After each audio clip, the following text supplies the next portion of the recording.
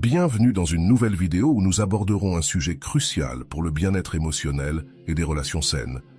10 comportements que tu ne dois pas tolérer. Ce sujet est essentiel, car trop souvent, nous tolérons des comportements qui ne sont pas seulement inacceptables, mais qui peuvent aussi être nuisibles à notre estime de soi et à notre développement personnel. À la fin de cette vidéo, je te promets que non seulement tu seras capable d'identifier ces comportements toxiques dans tes relations, mais tu auras également des outils efficaces pour établir des limites saines.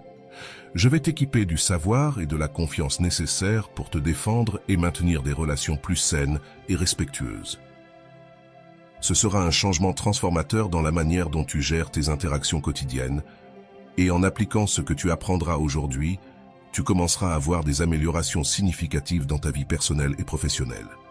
Identification des comportements toxiques et établissement des limites. 1. Manque de respect pour tes limites personnelles. Le respect des limites est fondamental dans toute relation saine. Personne n'a le droit de te faire sentir mal à l'aise ou de te pousser à faire des choses que tu ne veux pas faire. Apprendre à dire non est essentiel et c'est un droit que tu dois exercer sans culpabilité. 2. Manipulation émotionnelle. Ce comportement subtil mais destructeur inclut des actions visant à te faire douter de toi-même, te culpabiliser ou te faire sentir inférieur. La manipulation émotionnelle peut être difficile à détecter, mais il est crucial de la reconnaître et de la confronter. 3. Agression verbale. Cela inclut des cris, des insultes ou l'utilisation de mots pour dégrader ton estime de soi. C'est l'un des comportements les plus clairs qui ne doivent pas être tolérés, car l'abus verbal peut avoir des effets durables sur ton bien-être émotionnel. Avant d'aller loin, je te serais reconnaissant si tu mets un j'aime à la vidéo. Cela m'aiderait à continuer de diffuser cette philosophie. Si tu n'es pas encore abonné, je te recommande de t'abonner et d'activer la cloche pour ne manquer aucune vidéo. 4. Des considérations pour ton temps et tes efforts. Si constamment on minimise tes efforts ou on ignore ton temps, c'est un signe clair de manque de respect. Valorise ton temps et assure-toi que les autres en fassent de même. 5. Invasion de ta vie privée. Que ce soit en fouillant dans ton téléphone, tes emails ou en insistant pour connaître des détails personnels que tu ne souhaites pas partager, ce comportement montre un manque de respect pour ton espace personnel. 6. Contrôle et jalousie excessive. Essayer de contrôler avec qui tu passes du temps, comment tu t'habilles, ou vérifier constamment ta localisation n'est pas seulement irrespectueux, c'est un signe d'une relation malsaine et potentiellement abusive. 7. Dévalorisation de tes opinions et décisions. Si régulièrement on dénigre tes pensées ou décisions, ce comportement ne doit pas être toléré. Ton opinion est valable et mérite d'être écoutée. 8. Irresponsabilité émotionnelle. Te culpabiliser de leurs émotions ou de leur état d'esprit est une forme d'irresponsabilité émotionnelle. Chaque personne doit assumer la responsabilité de ses propres sentiments et ne pas les attribuer aux autres. 9. Menace ou chantage. Toute forme de menace, qu'elle soit directe ou sous-entendue, est inacceptable. Cela inclut les menaces contre ton bien-être personnel ou l'utilisation de chantages émotionnels pour te forcer à faire quelque chose contre ta volonté. 10. Violence physique. Sous aucune circonstance, la violence physique ne doit être tolérée. C'est l'un des comportements les plus clairs qui doit être confronté et signalé aux autorités compétentes. Ces 10 comportements sont des signes d'alerte critique qu'il est important de reconnaître et de gérer efficacement. Dans les prochaines sections de la vidéo, nous explorerons en profondeur chacun de ces points. Nous discuterons de pourquoi ces comportements se produisent et comment tu peux y répondre efficacement pour protéger ton bien-être émotionnel et physique. Nous approfondirons également la manière dont des experts en psychologie, dont Rolando, suggèrent de gérer ces situations pour préserver notre bien-être émotionnel. Analyse des comportements inacceptables selon la psychologie. 1. Manque de respect de tes limites personnelles. L'auto-affirmation est essentielle. Il conseille de pratiquer des réponses assertives qui communiquent clairement tes limites sans être agressif.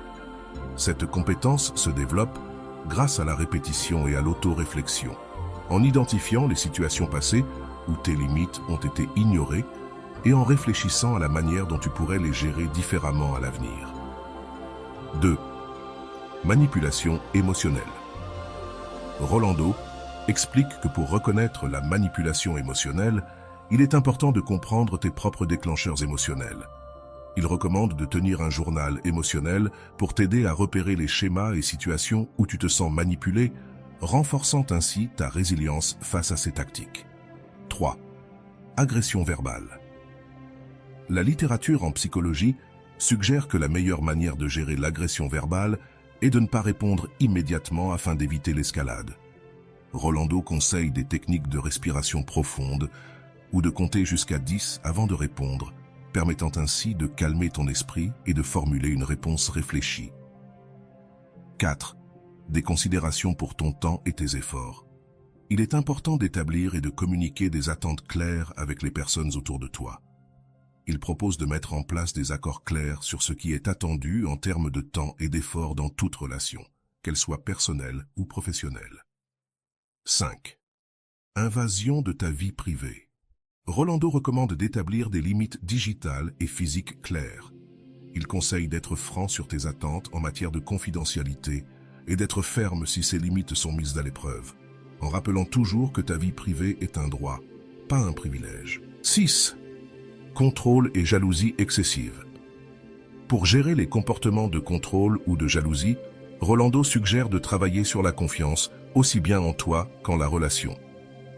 Il recommande des thérapies de couple si les jalousies proviennent d'un partenaire ou des thérapies individuelles pour traiter les problèmes d'estime de soi et de confiance qui peuvent alimenter la tolérance à ce comportement contrôlant. 7. Dévalorisation de tes opinions et décisions. Rolando met en évidence l'importance de réaffirmer ta valeur personnelle. Il propose de pratiquer l'auto-affirmation quotidienne pour renforcer ta confiance dans tes propres opinions et décisions, en te rappelant que ta perspective est précieuse et mérite d'être prise en compte. 8. Irresponsabilité émotionnelle. La clé ici est de distinguer le soutien émotionnel de la charge émotionnelle. Il conseille de créer un dialogue ouvert sur la responsabilité émotionnelle dans les relations et de se retirer des situations où on attend constamment que tu gères les émotions des autres. 9. Menaces ou chantage. Rolando souligne que face à des menaces ou du chantage, la sécurité personnelle doit être la priorité. Il recommande de chercher un soutien extérieur, que ce soit auprès d'amis, de la famille ou de professionnels, et de considérer l'intervention des autorités si nécessaire. 10. Violence physique. En ce qui concerne la violence physique, Rolando insiste sur l'importance de chercher une aide immédiate. Il conseille de contacter les autorités et les services d'assistance aux victimes, soulignant que la sécurité personnelle doit toujours être la priorité absolue. En plus de ces points spécifiques, Rolando souligne également l'importance de cultiver un environnement de soutien en s'entourant de personnes qui respectent et valorisent ton bien-être. Il propose de chercher des communautés et des groupes de soutien qui peuvent offrir solidarité et conseils pratiques pour gérer des situations difficiles. Dans cette section, nous avons exploré en profondeur comment aborder les comportements inacceptables dans nos relations, en nous armant d'outils et de techniques pour établir et maintenir des limites saines. Dans la prochaine section, nous continuerons à analyser ces comportements à travers une histoire illustrative qui montre comment une personne peut appliquer efficacement ces conseils dans sa vie quotidienne. Pour illustrer comment appliquer les principes et stratégies discutées précédemment dans des situations réelles, nous présenterons l'histoire d'Elena, une femme qui a expérimenté plusieurs des comportements toxiques mentionnés et comment elle a réussi à les surmonter pour établir une vie plus saine et autonome. Première. Introduction à la situation d'Elena. Elena, une ingénieure en logiciel talentueuse, a vu sa vie personnelle et professionnelle assombrie par une relation dominée par le contrôle et la manipulation émotionnelle. Son partenaire, Marco, exhibait plusieurs des comportements que nous avons identifiés comme inacceptables, notamment l'invasion de la vie privée, la dévalorisation de ses opinions et décisions, ainsi qu'une irresponsabilité émotionnelle marquée. Deuxième, reconnaître le problème. Le premier signal d'alarme pour Elena fut la constante dévalorisation de ses opinions par Marco lors de réunions sociales. Marco contredisait fréquemment ou minimisait les opinions d'Elena, souvent devant leurs amis et collègues, ce qui faisait qu'Elena commença à douter de sa propre valeur. Troisième, chercher de l'aide. Après plusieurs mois à se sentir dévalorisée et contrôlée, Elena chercha de l'aide professionnelle. Elle trouva un thérapeute spécialisé dans les relations et la dépendance émotionnelle qui l'aida à comprendre que les comportements de Marco n'étaient ni normaux ni sains. 4e. Éducation sur l'indépendance émotionnelle. Elena se consacra à s'éduquer sur l'indépendance émotionnelle. Elle lut des livres, assista à des ateliers et écouta des podcasts, y compris certains des travaux de Rolando, dont les conseils sur l'estime de soi et les limites personnelles l'inspirèrent profondément. 5e. Établir des limites. Sous la guidance de son thérapeute, Elena entama le processus d'établir des limites claires avec Marco. Elle lui communiqua fermement que certains comportements étaient inacceptables et qu'elle avait besoin d'espace pour ses propres activités et intérêts. 6e. Mise en œuvre des changements. Au début, Marco réagit mal à ces changements. Il tenta de manipuler émotionnellement Elena en la faisant se sentir coupable de chercher son indépendance. Cependant, armée de sa nouvelle compréhension et du soutien thérapeutique, Elena resta ferme. 7e réaffirmation de sa valeur. Elena travailla à réaffirmer sa propre valeur à travers des affirmations quotidiennes et des techniques de méditation suggérées par Rolando. Chaque matin, Elena se répétait qu'elle était compétente et intelligente, digne de respect. 8. Confrontation de l'agression verbale. Lors d'une occasion critique, lorsque Marco recourut à l'agression verbale, Elena utilisa les techniques de respiration et de comptage qu'elle avait apprises pour garder son calme. Puis, elle répondit de manière assertive, expliquant que ce comportement était inacceptable et qu'elle ne le tolérerait pas. Cherchant du soutien auprès d'autres personnes, Elena renforça son réseau de soutien en parlant à des amis et à des membres de sa famille de sa situation. Elle découvrit que beaucoup étaient prêts et désireux de l'aider, lui offrant un endroit sûr et un soutien émotionnel lorsqu'elle en avait besoin. En faisant face à la manipulation émotionnelle, à un tournant, Marco tenta de manipuler Elena en lui disant qu'elle était responsable de son malheur. Se souvenant des enseignements de son thérapeute, Elena reconnut cette tactique comme une manipulation émotionnelle et la rejeta, expliquant que chaque personne est responsable de ses propres émotions. Reprenant le contrôle sur sa vie privée, Elena change les mots de passe de ses appareils et comptes personnels après s'être rendu compte que Marco les avait consultés sans son consentement. Elle précisa qu'elle attendait que sa vie privée soit respectée comme une partie fondamentale de leur relation. Au fur et à mesure qu'Elena mettait en œuvre ces changements, elle évaluait continuellement leur efficacité et leur impact sur son bien-être émotionnel.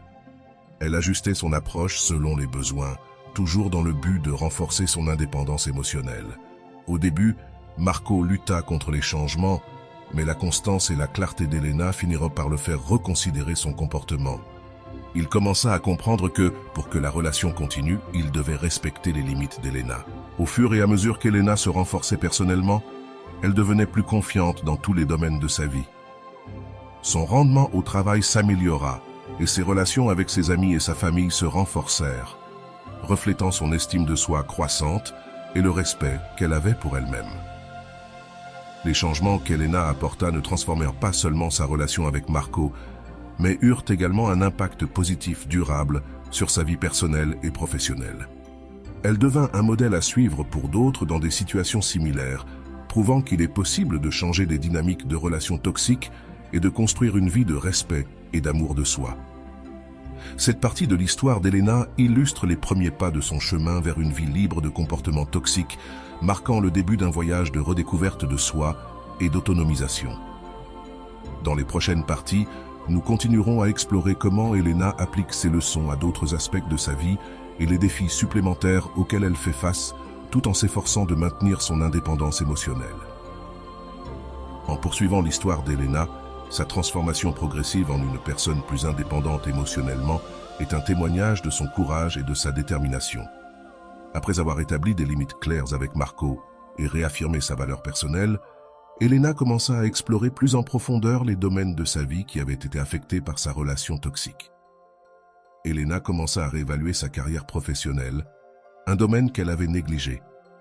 Travaillant dans une entreprise technologique, elle avait toujours eu une passion pour son travail, mais avec le temps, les exigences émotionnelles de sa vie personnelle avaient diminué son enthousiasme et sa créativité. Déterminée à changer cela, elle commença à consacrer plus de temps à des projets qui la motivaient vraiment et chercha des opportunités pour avancer dans son domaine. Parallèlement, Elena décida de renouer avec d'anciennes amitiés qu'elle avait négligées. Elle se rappela comment ses amis avaient toujours été une source de soutien et de joie, et regretta le temps perdu.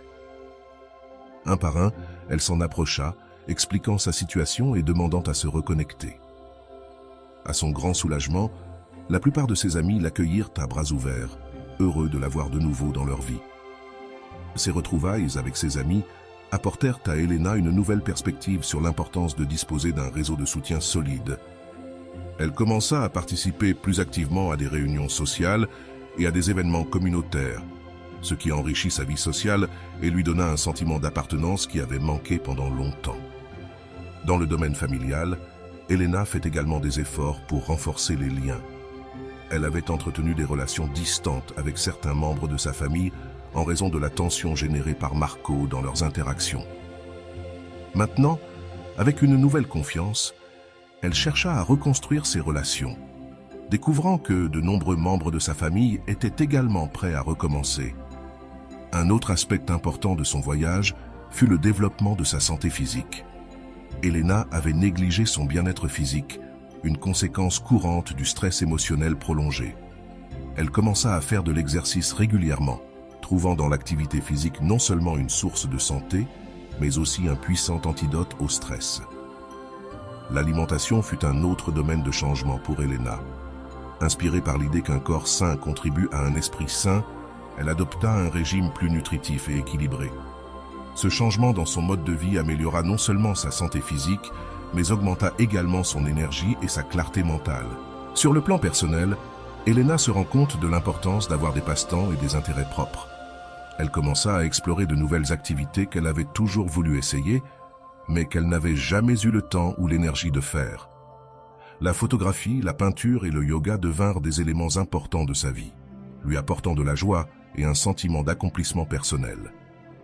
Avec le temps, Elena devint plus introspective, consacrant du temps à la méditation et à l'écriture dans un journal personnel.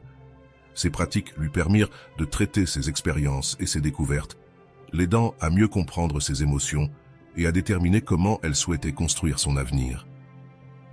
La relation avec Marco, bien qu'encore présente, avait changé de manière significative. Elena s'assura que les interactions se fassent selon ses termes et que ses limites soient respectées. Marco, voyant les changements positifs chez Elena et confronté à la fermeté de ses décisions, commença à ajuster son comportement. Bien que le chemin ait été lent et semé d'embûches, Elena commença enfin à partager son histoire avec d'autres, en participant à des groupes de soutien et des forums en ligne, offrant son expérience et ses conseils à ceux qui vivaient des situations similaires. Cette activité renforça non seulement sa propre résolution, mais lui permit également de donner du sens à ses expériences passées, en aidant les autres. À mesure qu'Elena continuait à reconstruire sa vie, chaque pas en avant renforçait sa décision de vivre de manière autonome et saine. Les leçons apprises ne la transformèrent pas seulement elle, mais offrirent également un phare d'espoir pour d'autres dans des situations similaires. L'histoire d'Elena montre comment, avec de la détermination et les bons outils, il est possible de changer des dynamiques de relations destructrices et de construire une vie de respect et d'amour de soi. À mesure qu'Elena poursuivait son chemin vers l'indépendance émotionnelle, elle commença à faire face à de nouveaux défis qui mettaient à l'épreuve sa résilience et sa capacité à maintenir les limites qu'elle avait établies. Cependant, chaque obstacle lui offrit aussi une opportunité d'approfondir sa compréhension de soi et de consolider son développement personnel. Elena commença à se rendre compte que, bien qu'elle ait fait de grands progrès, le chemin vers l'indépendance émotionnelle est souvent un processus continu. Dans son travail, elle affronta des situations où elle se demandait si elle était retournée dans d'anciens schémas de comportement. Des situations de stress ou de grands projets la tentaient souvent de retomber dans la dépendance à l'approbation de ses collègues pour se sentir compétente et précieuse. Pour contrer cela, Elena renforça sa pratique d'auto-affirmation. Avant chaque réunion ou présentation importante, elle se rappelait que sa valeur ne dépendait pas du jugement des autres. Elle utilisait des techniques de visualisation pour renforcer sa confiance, s'imaginant gérer des situations difficiles avec calme et autorité. et en sortir avec son estime de soi intacte. Dans sa vie personnelle, Elena continua d'explorer de nouvelles activités et passe-temps qui lui permettaient de s'exprimer et de se retrouver en dehors de tout contexte relationnel. Elle s'inscrivit à des cours de poterie, trouvant dans la sculpture de l'argile une métaphore puissante pour son propre processus de transformation et de croissance. De plus, Elena s'engagea plus activement auprès de sa communauté, participant comme bénévole à des programmes locaux soutenant des jeunes femmes confrontées à des défis similaires à ceux qu'elle avait surmontés. Cette participation enrichissait non seulement sa vie, mais lui permettait aussi de rendre quelque chose en retour, créant un cycle de positivité et de soutien mutuel. La relation avec Marco, bien que améliorée, nécessitait encore de l'attention et des soins. Elena avait appris que les relations saines demandent un travail constant et une communication ouverte. Ils programmèrent des séances régulières de thérapie de couple pour s'assurer qu'ils étaient sur la même longueur d'onde et pour aborder tout nouveau problème qui pourrait surgir. Elena trouva également du soutien auprès d'un réseau de femmes ayant vécu des situations similaires. Ce groupe se réunissait régulièrement pour partager des histoires, des défis et des victoires. Elena découvrit que partager son parcours non seulement aidait les autres, mais réaffirmait aussi son propre engagement envers son indépendance émotionnelle. Un autre aspect qu'Elena doit gérer fut la réaction de sa famille au changement dans sa vie. Certains membres de sa famille ne comprenaient pas pourquoi elle avait besoin d'établir des limites aussi strictes avec Marco, ni pourquoi elle choisissait de passer plus de temps seule ou avec des amis. Cependant, avec patience et communication continue, Elena les aida à comprendre que ces changements étaient essentiels pour son bien-être. Les revers, sans perdre le moral dans les moments de faiblesse, ou lorsque de vieux schémas menaçaient de ressurgir, elle se rappelait combien elle avait accompli et combien elle était allée loin. Ces moments de réflexion l'aidaient à réajuster son approche et à continuer d'avancer avec un but renouvelé. L'un des plus grands accomplissements d'Elena fut d'apprendre à profiter véritablement de sa propre compagnie. Elle organisait des soirées seules pour elle, où son seul programme était de faire ce qu'elle avait vraiment envie, que ce soit lire un livre, regarder un film ou simplement se reposer. Ces moments devinrent son sanctuaire personnel, essentiel pour sa santé mentale et émotionnelle. À chaque nouveau défi qu'elle affrontait, Elena devenait plus experte dans la gestion de la dynamique de sa vie avec équilibre et autorité. Elle apprit que l'indépendance émotionnelle ne signifie pas ne jamais avoir besoin des autres, mais avoir la capacité de choisir quand et comment permettre à d'autres d'entrer dans son espace personnel. L'histoire d'Elena montre que, bien que le chemin vers l'indépendance émotionnelle puisse être long et parfois solitaire, il est aussi rempli de moments de croissance profonde et de réalisation personnelle. À mesure que nous poursuivons son histoire, nous verrons comment Elena applique toutes ces leçons apprises à de nouvelles situations et comment elle continue de cultiver sa force et son autonomie. À mesure qu'Elena poursuivait son voyage vers une indépendance émotionnelle complète, elle rencontra de nouveaux défis et opportunités qui la mirent à l'épreuve. Cependant, chaque défi servait de rappel de combien elle avait progressé et des outils qu'elle avait acquis pour gérer les adversités. Elena commença à reconnaître des schémas dans sa manière de faire face aux problèmes, remarquant qu'elle répondait désormais aux conflits avec une plus grande tranquillité et perspective. Cela améliora non seulement son bien-être personnel, mais bénéficia aussi à ses relations, les rendant plus équilibrées et saines. Au travail, Elena fut promue à un poste de plus grande responsabilité. Ce nouveau rôle apporta son lot de défis uniques, dont la gestion d'une équipe diverse et souvent des opinions conflictuelles. Elena appliqua ses compétences en communication efficace et en leadership empathique, créant un environnement de travail collaboratif et respectueux. La relation avec Marco avait aussi mûri. Bien que le couple ait dû travailler dur en thérapie et à la maison pour surmonter les comportements toxiques passés, il jouissait désormais d'une dynamique bien plus saine. Marco avait appris à respecter les limites d'Elena et à valoriser son indépendance, tandis qu'Elena avait appris à communiquer ses besoins de manière plus efficace. Elena se consacra également à élargir son cercle social, se liant d'amitié avec des personnes partageant ses intérêts et ses valeurs. Ces nouvelles amitiés lui apportaient une source de joie et de camaraderie et l'aidaient à se rappeler l'importance d'avoir un réseau de soutien diversifié et actif. De plus, Elena décida de reprendre ses études, en s'inscrivant à un programme de master qu'elle avait toujours voulu suivre. Ce pas ne fut pas seulement un défi intellectuel, mais lui permit aussi d'explorer de nouveaux domaines d'intérêt et d'élargir sa carrière professionnelle dans des directions passionnantes. Sur le plan personnel, Elena adopta un nouveau hobby qui devient une passion, la randonnée. Les longues promenades dans la nature lui offraient un espace pour réfléchir et se connecter avec elle-même, renforçant l'importance de passer du temps seule et de prendre soin de sa santé mentale et physique. Dans sa communauté, Elena commença à diriger des groupes de soutien pour les femmes faisant face à des situations similaires à celles qu'elle avait surmontées. Partager son histoire et offrir des conseils devient une partie essentielle de sa vie, lui donnant un sens de but et de satisfaction. La vie familiale d'Elena connut également des changements positifs. Elle améliora sa relation avec ses parents et frères et sœurs, qui avaient observé sa transformation avec admiration et fierté. Les réunions familiales, qui autrefois étaient tendues et difficiles, se remplissaient désormais de rires et de soutien mutuel. Quant à sa vie amoureuse, Elena et Marco décidèrent enfin de se fiancer. La décision résulta de nombreuses conversations profondes sur leurs futurs respectifs et partagés, et ils se sentirent tous deux sûrs et enthousiastes à l'idée de ce pas qu'ils faisaient ensemble.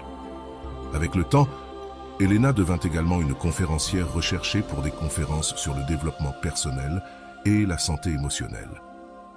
Partager son voyage et les leçons qu'elle avait apprises avec un public plus large lui permit d'avoir un impact positif sur la vie de beaucoup d'autres personnes. À travers ses hauts et ses bas, Elena conserva une chose constante, son journal personnel.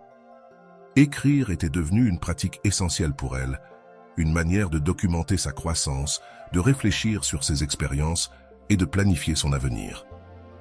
Elena poursuivit aussi sa pratique de la méditation et du mindfulness, trouvant dans ces techniques une source inépuisable de paix et de clarté. Ces pratiques l'aidaient à rester centrée, particulièrement dans les moments de stress ou d'incertitude. Pendant son temps libre, Elena aimait explorer de nouvelles cultures et pays. Voyager devint une source d'inspiration et d'apprentissage, élargissant sa perspective sur le monde et sur elle-même. Enfin, Elena décida d'écrire un livre sur son expérience dans l'espoir d'inspirer d'autres à rechercher l'indépendance émotionnelle et à construire des relations plus saines.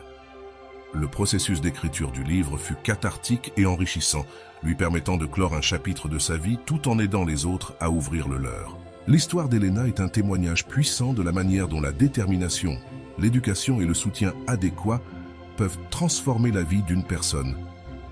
À travers son voyage, Elena a montré qu'il est possible de changer des dynamiques relationnelles destructrices et de construire une vie de respect et d'amour propre. L'analyse approfondie de l'histoire d'Elena révèle un panorama riche et détaillé des défis et des triomphes personnels dans la quête de l'indépendance émotionnelle. Son voyage commença à un point de grande vulnérabilité, marqué par une relation qui érodait son bien-être. Elena a permis de reconnaître et d'affronter la manipulation et le manque de respect dans sa relation. Cette étape vers la conscience de soi fut cruciale, car elle lui donna la clarté nécessaire pour comprendre que les comportements de son partenaire n'étaient ni normaux ni sains. La thérapie introduit aussi Elena au concept de limite personnelle, une idée nouvelle pour elle, qu'elle commence à explorer et à établir dans sa vie. À mesure qu'elle apprenait à définir et à communiquer ses limites, Elena expérimentait une sensation croissante de contrôle sur sa vie. Ce processus ne fut ni simple ni linéaire, chaque pas en avant étant accompagné de défis, souvent sous forme de résistance ou de manipulation de la part de son partenaire, Marco. Cependant, la détermination d'Elena à changer sa situation la poussa à chercher du soutien au-delà de la thérapie. Elle se plongea dans la lecture et l'éducation sur les thèmes de l'indépendance émotionnelle, trouvant dans les écrits d'experts comme Rolando des stratégies et des affirmations qui renforcèrent sa résolution. La mise en œuvre de ces stratégies commença à transformer la dynamique de leur relation. Marco, confronté au changement inébranlable d'Elena, dut commencer à ajuster son comportement. Le processus de changement inclut aussi une expansion du cercle social d'Elena. Elle renoua d'anciennes amitiés et se lança dans de nouvelles activités qui la connectèrent avec des personnes partageant ses intérêts et valeurs. Ces nouvelles connexions lui apportèrent un réseau de soutien qui renforçait son indépendance émotionnelle. Au travail, Elena commença à prendre des rôles et des projets qu'elle aurait évités auparavant, défiant l'image qu'elle avait d'elle-même comme quelqu'un de moins compétent. Son succès dans ces entreprises améliora non seulement sa perception professionnelle, mais renforça également son estime de soi. Le renouvellement de son engagement envers sa famille fut aussi un aspect crucial. Elena travailla à réparer et à approfondir les relations avec ses proches, qui remarquèrent et célébrèrent sa croissance et sa nouvelle énergie. Ces relations renforcées lui apportèrent un sentiment de stabilité et d'appartenance qui lui faisait défaut auparavant. Un autre domaine de croissance pour Elena fut le soin personnel. Elle commença à prioriser sa santé physique et mentale, intégrant l'exercice régulier et la nutrition adéquate dans sa routine quotidienne. Ces pratiques améliorèrent non seulement son bien-être physique, mais apportèrent aussi structure et discipline à ses journées. L'histoire d'Elena culmine à un point où elle a non seulement transformé sa propre vie, mais a aussi commencé à influencer celle des autres, partageant son histoire et soutenant ceux qui font face à des situations similaires. Des défis similaires, Elena est devenue un phare d'espoir et une ressource précieuse dans sa communauté. Cette analyse de l'histoire d'Elena ne se contente pas de mettre en lumière les étapes individuelles qu'elle a franchies pour atteindre l'indépendance émotionnelle, mais illustre également comment le changement personnel peut avoir un impact plus large, affectant positivement ceux qui l'entourent. Dans les prochaines parties de notre analyse, nous continuerons à explorer comment Elena gère les défis continus et comment elle maintient son indépendance émotionnelle dans diverses situations de sa vie. À mesure qu'Elena continuait à développer son indépendance émotionnelle, elle a également affronté des défis qui ont mis à l'épreuve les compétences et stratégies qu'elle avait apprises. La complexité de l'application de théories logiques dans la vie réelle est devenue évidente, mais la solidité du réseau de soutien et des nouvelles compétences qu'Elena avait cultivées a également fait surface. À travers ces défis, plusieurs aspects clés ont contribué à sa croissance continue et à l'impact qu'elle a eu sur son environnement. Tout d'abord, la capacité d'Elena à maintenir des limites a été mise au défi à plusieurs reprises, notamment au travail. Par exemple, elle a été confrontée à des situations où ses collègues ou supérieurs tentaient d'imposer des demandes irrationnelles ou ne respectaient pas son temps personnel. Elena a appris qu'établir des limites est souvent un processus continu qui nécessite d'être réaffirmé. Elle a utilisé des techniques de communication assertive pour réitérer ses limites de manière respectueuse mais ferme, assurant ainsi que ses besoins soient reconnus et respectés. Dans sa vie personnelle, notamment dans sa relation avec Marco, Elena a découvert que la dynamique entre eux nécessitait une révision constante. À mesure que Marco ajustait son comportement, de nouveaux défis surgissaient.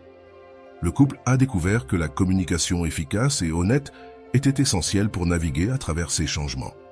Les séances régulières de thérapie de couple sont devenues un espace sûr pour explorer ces sujets et apprendre de nouvelles façons de se soutenir mutuellement dans un contexte de respect mutuel. L'histoire d'Elena souligne également l'importance de l'auto-évaluation et du développement personnel. Elena s'est engagée dans des pratiques d'auto-réflexion qui lui ont permis d'évaluer ses progrès et ses domaines d'amélioration. Ces pratiques comprenaient non seulement la réflexion personnelle et l'écriture dans un journal, mais aussi la recherche de retours d'amis de confiance et de mentors.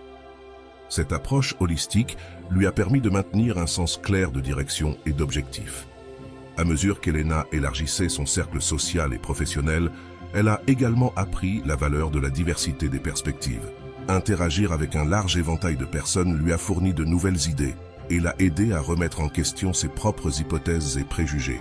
Cela a été particulièrement précieux dans son travail, où diriger des équipes diversifiées exigeait une compréhension profonde et une appréciation des différents points de vue. L'engagement d'Elena envers l'éducation continue a joué un rôle crucial dans sa capacité à gérer les défis de la vie. Elle a participé à des ateliers et des séminaires qui ne concernèrent pas seulement l'indépendance émotionnelle, mais aussi le leadership, la gestion du stress et la communication efficace. Ces apprentissages l'ont dotée d'outils pratiques qu'elle pouvait appliquer à des situations aussi bien personnelles que professionnelles. L'impact d'Elena dans sa communauté a également commencé à se manifester de manière plus significative. En dirigeant des groupes de soutien et en participant à des événements communautaires, Elena a utilisé son expérience pour influencer positivement les autres. Son histoire personnelle est devenue un témoignage qui a inspiré d'autres personnes à chercher de l'aide et à commencer leur propre cheminement de croissance personnelle.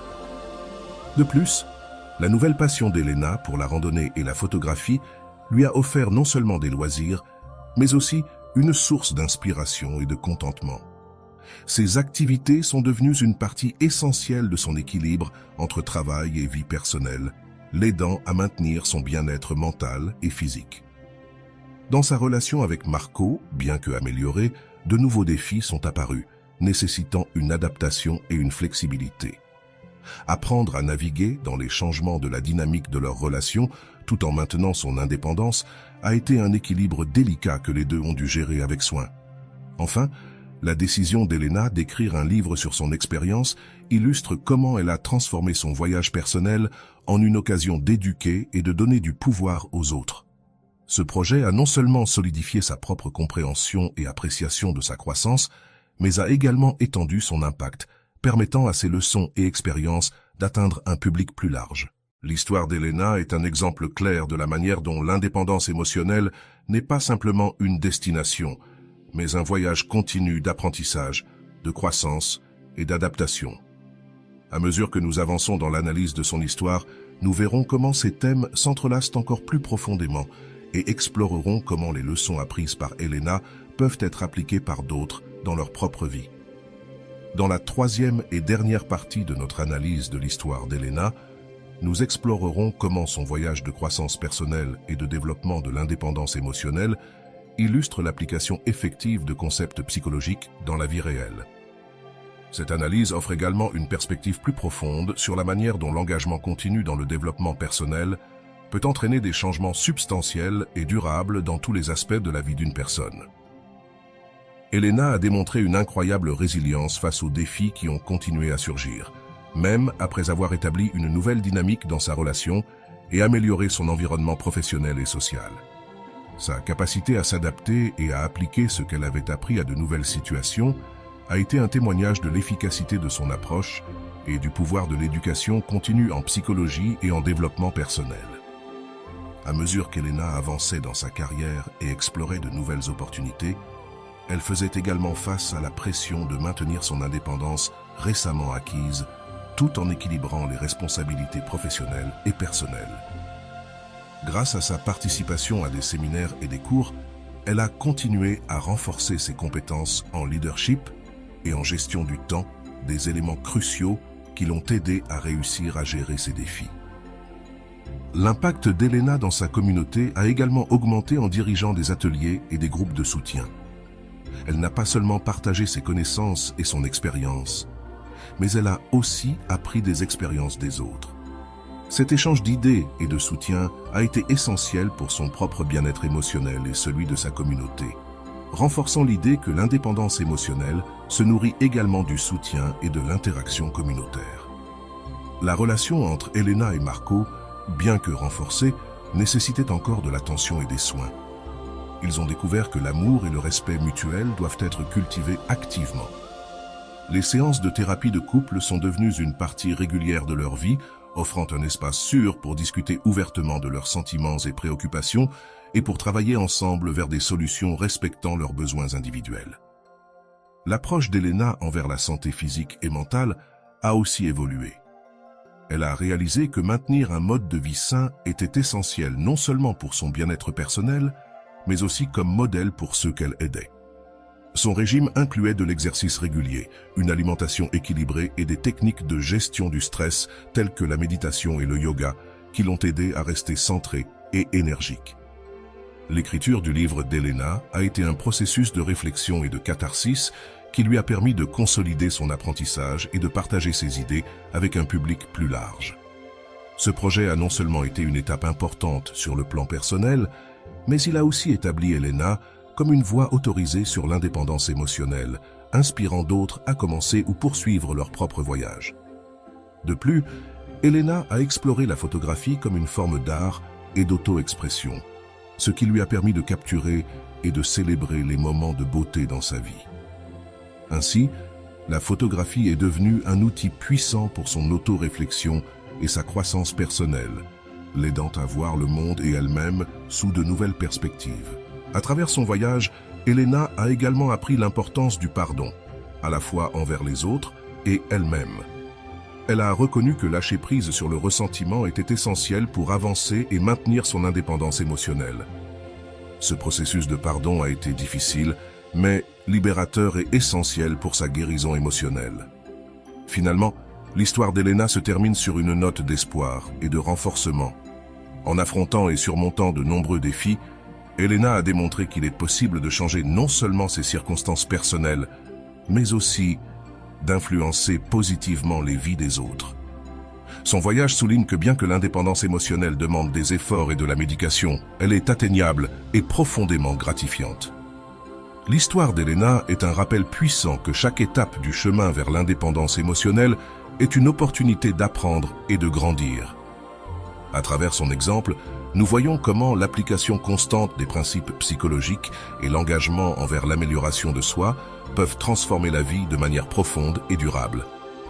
La conclusion de l'histoire d'Elena ne reflète pas seulement une transformation personnelle, mais elle met aussi en lumière l'influence qu'une personne peut avoir sur son environnement lorsqu'elle s'engage pleinement dans son développement et bien-être émotionnel. Tout au long de son voyage, Elena a montré comment affronter et surmonter les défis peut renforcer le caractère, élargir la compréhension et approfondir l'empathie envers les autres.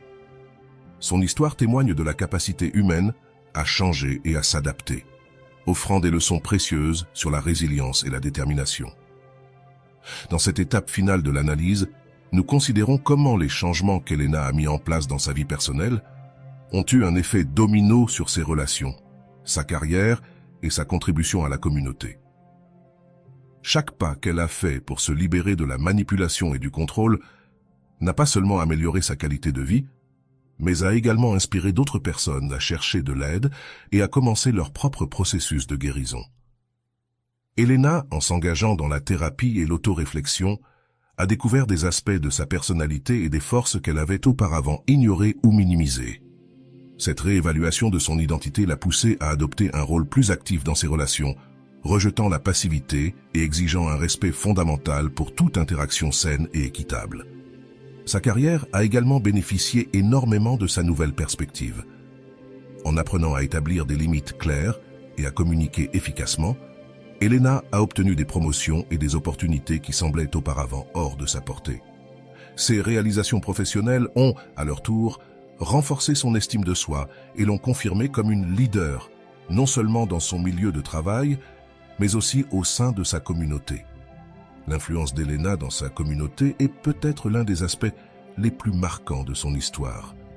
En dirigeant des groupes de soutien et en proposant des ateliers sur l'indépendance émotionnelle, elle a créé un espace sûr où les autres pouvaient discuter de leurs expériences et chercher des solutions.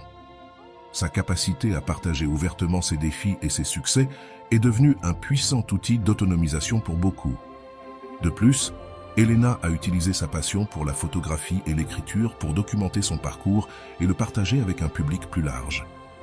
Ces activités ne lui ont pas seulement offert un canal créatif pour son expression, mais ont aussi aidé d'autres à visualiser et comprendre le processus de guérison émotionnelle. À travers son livre et ses conférences, Elena a atteint des personnes au-delà de son cercle immédiat, inspirant des lecteurs et des auditoires avec son histoire de persévérance et de changement. Ses discours et publications ont mis en avant l'importance de la santé mentale et du soin de soi, des domaines souvent ignorés ou minimisés dans de nombreuses discussions sur le succès et le bien-être.